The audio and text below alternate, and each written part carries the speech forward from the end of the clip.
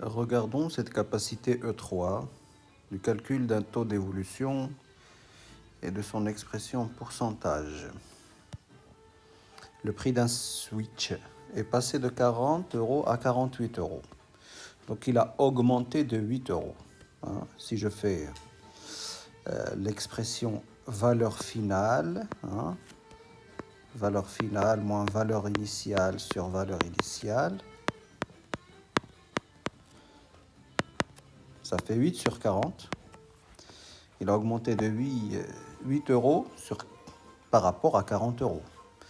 Ce qui correspond à quoi? Si je simplifie par 4 par exemple, pourquoi 4? Pour obtenir un 10 qui est plus facile à transformer en 100 en multipliant par 10 des deux côtés, ça fait 20%.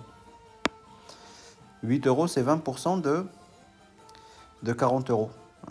C'est le 1/5 de 40 €. Le prix d'un pantalon est passé de 40 à 34. C'est une baisse de 6 €. 6 € par rapport à 40 €. 6 sur 40, ça fait quoi? Ça fait 3 sur 20. 3 sur 20. Si je veux passer à une écriture sur 100 en multipliant par 5, parce que 20 fois 5, ça fait 100.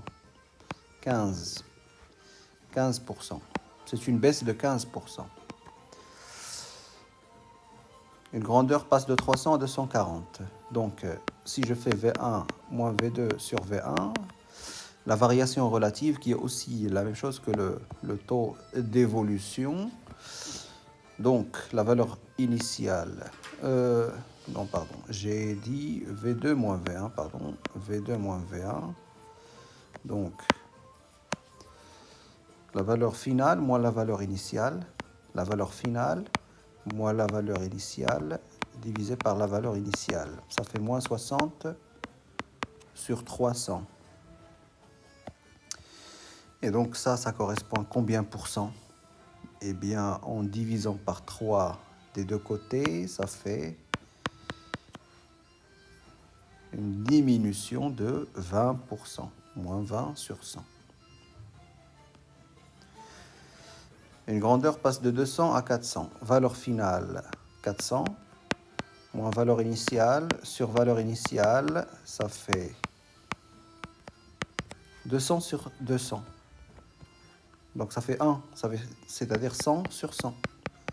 Ça veut dire 100%.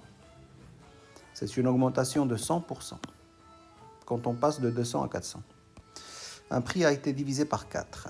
Alors, ce qu'il faut comprendre, c'est que la division par 4, divisé par 4, ça revient à multiplier par 1/4. C'est-à-dire multiplier par 0,25. Le coefficient multiplicateur, c'est 0,25. C est égal à 0,25. Donc T, c'est égal à C moins 1. 0,25 moins 1 est égal à moins 0,75. Le taux d'évolution est de moins 0,75, c'est-à-dire moins 75%. Le prix, il a diminué de 75%. Le prix a été divisé par 2. Divisé par 2, c'est comme multiplié par 1 sur 2, par 0,5. Donc le coefficient multiplicateur, c'est 0,5. Le taux, c'est le coefficient multiplicateur moins 1.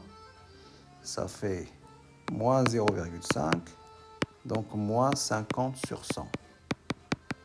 Moins 50%. Il a diminué de 50%. Voilà.